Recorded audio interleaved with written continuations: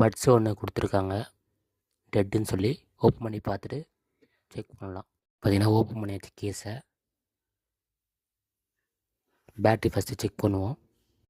Battery பார்த்தீங்கன்னா check பண்ணல, பார்த்தீங்கன்னா டெட்டாக இருக்குது பேட்ரி. அதே மாதிரி சார்ஜிங் வோல்டேஜ் வருது கரெக்டாக போர்டில், அதுவும் செக் பண்ணியாச்சு. பேட்ரி வந்து பூஸ்ட் பண்ணிவிட்டு செக் பண்ணி பார்க்கணும். பேட்ரி பார்த்தீங்கன்னா பூஸ்ட் பண்ணிவிட்டு சார்ஜ் போட்டிருக்கு. கொஞ்ச நேரம் கழித்து செக் பண்ணி பார்க்கலாம் பூஸ்ட் ஆகிடுச்சா இல்லையான்ட்டு. லெஃப்ட்டு ரைட்டு ரெண்டுமே ஓப்பன் பண்ணியாச்சு. செக் பண்ணி பார்த்து சொல்கிறேன். எல்லாமே ஓப்பன் பண்ணியாச்சு பட்ஸ் ஃபுல்லாகவே. பேட்ரி ரெண்டுமே பார்த்தீங்கன்னா உங்களுக்கு பூஸ்ட் பண்ணியாச்சு. அப்போ கூட பூஸ்ட் ஆகலை பேட்ரி. இந்த பேட்ரியும் பூஸ்ட் ஆகலை. 3 பேட்ரியுமே டெட் ஆகிருக்கு.